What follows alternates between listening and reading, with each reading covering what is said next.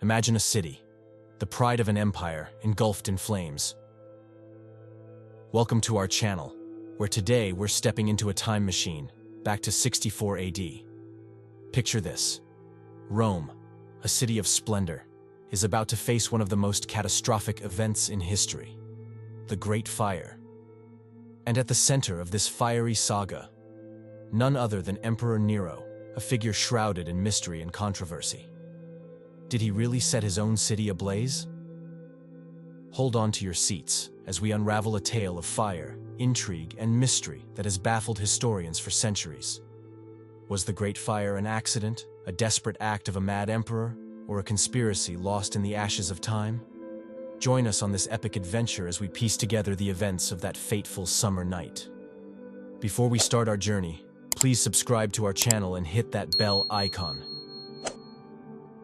Before delving into the inferno that engulfed Rome, let's set the stage by exploring what Rome was like in 64 AD.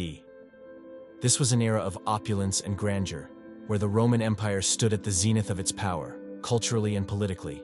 The city of Rome, the empire's heart, was a sprawling metropolis, home to about 1 million people, a melting pot of cultures, languages, and traditions. The city's infrastructure, though advanced for its time, also contributed to the potential for disaster. The Tiber River provided Rome with a lifeline of resources, but its surrounding areas were cluttered with workshops, markets, and warehouses, all packed tightly together and filled with flammable goods. Emperor Nero, known for his extravagant lifestyle and artistic ambitions, ruled over the city. While he focused on cultural advancements and massive construction projects, there was growing discontent among the populace, exacerbated by high taxes and social inequality. Now let us turn to the fateful night of July 18th, 64 AD. It was a typical warm summer evening in Rome. The streets were bustling with activity as citizens engaged in their nightly routines. Little did they know, their lives were about to change forever. The fire ignited in the merchant area near the Circus Maximus, one of Rome's grandest racetracks and entertainment venues. It's speculated that the fire may have started in a small shop selling flammable goods. The initial flames were likely seen as a minor incident, common in a city where small fires weren't unusual. But this was no ordinary fire. Fueled by strong winds, the fire rapidly grew into an uncontrollable inferno. The narrow streets acted like wind tunnels, funneling the blaze through the city. The wooden structures and tightly packed buildings became kindling for the raging flames.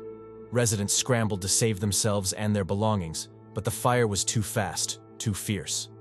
As night turned into day, the situation grew more dire. The fire, now a monstrous entity, seemed to consume everything in its path. Flames leapt from building to building, with the heat so intense it made rescue and escape increasingly difficult.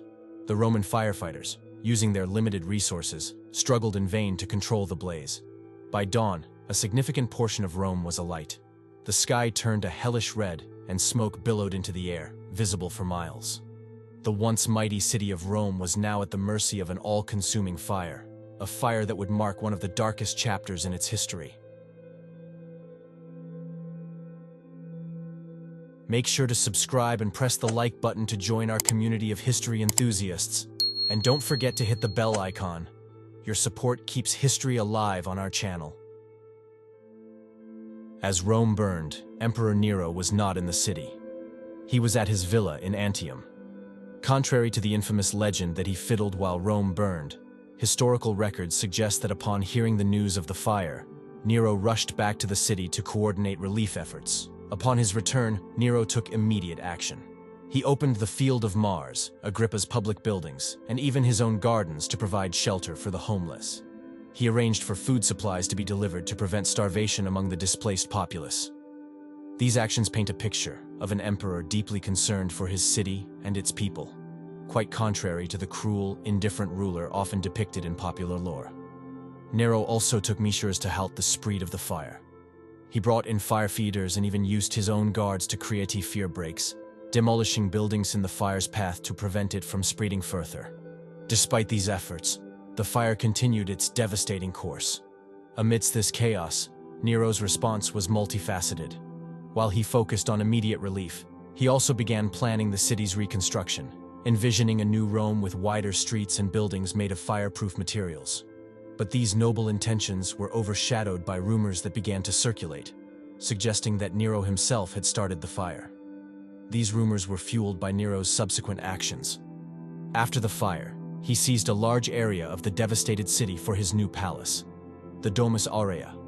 This act, coupled with his reputation for ruthlessness and excess, led many to speculate that he had orchestrated the fire for his own gain.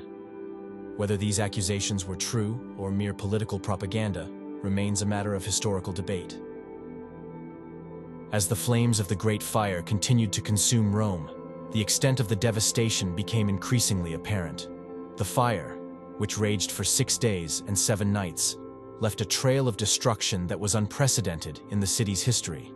3 of Rome's 14 districts were completely destroyed, and 7 more were severely damaged. The heart of the ancient world was left in ruins. The impact on the populace was catastrophic. Tens of thousands of Romans were left homeless, their lives upended. The death toll, while uncertain, was undoubtedly high. Ancient sources describe scenes of chaos and despair, with families searching through the rubble for loved ones and their belongings. Cultural and religious landmarks did not escape the fire's wrath. Great temples, public buildings, and even the revered House of the Vestal Virgins were reduced to ashes. Priceless works of art, scrolls containing centuries of knowledge, and historical treasures were lost forever in the blaze. The economic impact was equally severe. The fire not only changed the city's landscape, but also its future trajectory. Amidst the rubble and ash, stories of heroism and tragedy emerged. Ordinary Romans showed extraordinary courage, banding together to save what they could of their city and support each other in the aftermath. The Great Fire thus became a testament not only to the fragility of human achievements, but also to the resilience of the human spirit. In the wake of the Great Fire, a devastated Rome faced the monumental task of rebuilding. Emperor Nero seized this opportunity to redesign the city. He envisioned a new Rome with broader streets, imposing public buildings, and stringent building regulations to prevent future fires. These included the use of less flammable materials and ensuring open spaces for safety.